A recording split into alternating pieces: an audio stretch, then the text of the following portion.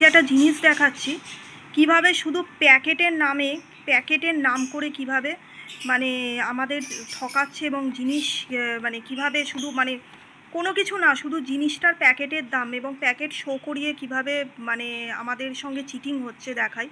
এই জন্যেই না অনলাইন থেকে কোনো অচেনা অজানা জিনিস না কিনে দোকান থেকে কিনতে হয়। এটা আমি ফ্লিপকার্ট থেকে কিনেছি। ফ্লিপকার্টে অনেক বড় করে শো করেছিল। এই কেকটা যেটা নিয়েছে দাম 163 টাকা। আপনাকে দেখাই, দাঁড়ান। এই দেখুন,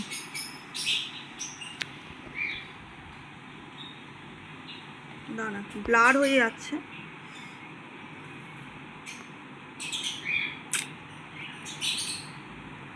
এই যে দেখতে পাচ্ছেন, এই যে ₹163, এটা আমি 160 টাকায় পেয়েছি।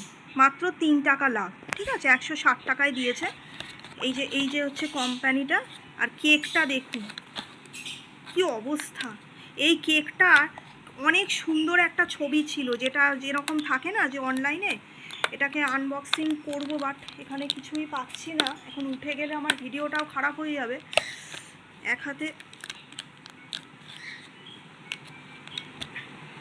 দাঁড়ান দেখি।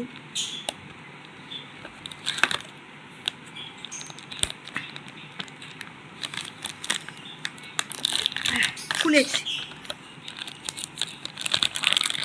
দেখুন।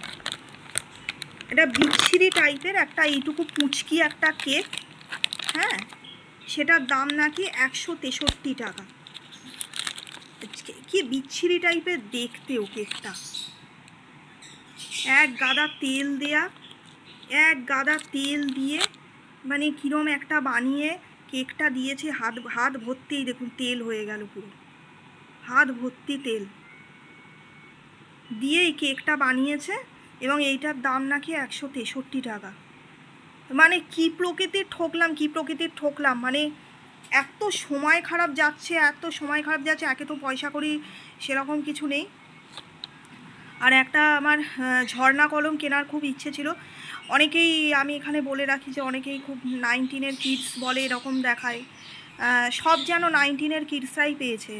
তাহলে সব কিছু যদি 19-এর কিডসরা পায়, 90 দশকে যদি স্বর্ণযুগ থাকে, তাহলে আমরা যে রোম সাম্রাজ্যের নবজাগরণ পড়ে এসেছিলাম, ফ্লোরেন্স নগরের যে উত্থান, সেখানকার যে নবজাগরণ বা সেখানকার যে মানে উন্নতি, বা সেখানের যে নতুন করে লাইব্রেরি তৈরি হচ্ছে, নতুন করে লেখক তৈরি হচ্ছে, সেইগুলো কি নয়? ভালো ভালো যখন ফিল্ম তৈরি হয়েছে, তার গান তৈরি হয়েছে, সেগুলো কি স্বর্ণযুগ না? আমি বুঝতে পারি না 19-এর কিডস নিয়ে এত মাথা ব্যথা। কারণ একটা হতে পারে যে 19-এর কিডসে যেগুলো দেখেছে ছোটোবেলায়, সেগুলো এখন পাওয়া যায় না। তো আমি 19-এর কিডস না, আমি 2000-এর পরে জন্মগ্রহণ করেছি। তো 2000-এর পরে জন্মগ্রহণ করার পরেও কিন্তু আমাদের স্কুলে কিন্তু স্কুল ডেজ তো 5 ক্লাসে ভর্তি হতে হয়। আমি যখন ক্লাস 3-তে উঠি, সেই বছরে কিন্তু বছরের এবারে প্রথম ক্লাসে কিন্তু আমাদের ঝর্ণা কলম দিয়ে লিখতে হতো, ঠিক আছে। হ্যাঁ, আমরা 1 টাকায় কিছু পাইনি, 1 টাকার ভ্যালু নেই দেখেছি, 1 টাকার 2 টাকার কোনো ভ্যালু পাইনি। আমাদের ফুচকা 5 টাকা থেকে শুরু হয়েছে। আমি যবে থেকে, কারণ জন্মালেই তো একটা মানুষের জ্ঞান হয়ে সে ফুচকা খেতে শুরু করবে না।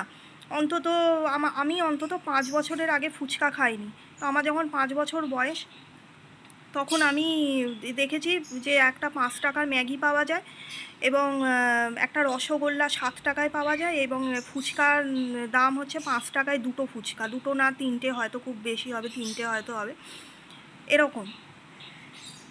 তো আমার বাড়িতে হ্যারিকেনও ছিল। আমার বাড়িতে ওই যে বক্স টিভি, সেটাও ছিল। সেটা আমার মা সেল করে দিয়েছে, আমার ইচ্ছে ছিল না। সেই টিভি আমি এখনও পুরাতন দোকানে দেখতে পাই। এবং আমার বাড়িতে এখনও মানে আমি মানে দেখেছি, স্কুলে দেখেছি যে বক্স কম্পিউটারও দেখেছি, ঠিক আছে। তো আর একটা কথা বলি, আমার কমিক্স বই, আমার যে আরও একটা মানে চ্যানেল আছে, যেটা আমার বারবি ডলের উপর চ্যানেল, যেখানে আমি অ্যানিমেশন করি, সেখানে আমি কমিক্সের কালেকশান দেখিয়েছি। হ্যাঁ, আমরা ইটিভি বাংলা সেভাবে দেখতে পাইনি, কিন্তু ইটিভি বাংলা নামে একটা চ্যানেল ছিল, সেটা শুনে পরে মানে মোবাইলে ইটিভি বাংলা অলৌকিক দেখেছি 2-একটা গল্প, সবচেয়ে ভালো লেগেছে এই মুহূর্তে মনে আছে যে ওই অসমাপ্ত ছবি। যাই হোক, এটা নিয়ে আমি পরে কথা বলবো। তো আজকে আমি খুব ঠকলাম, আমি এটা বলতে এসেছি সোজা কথা।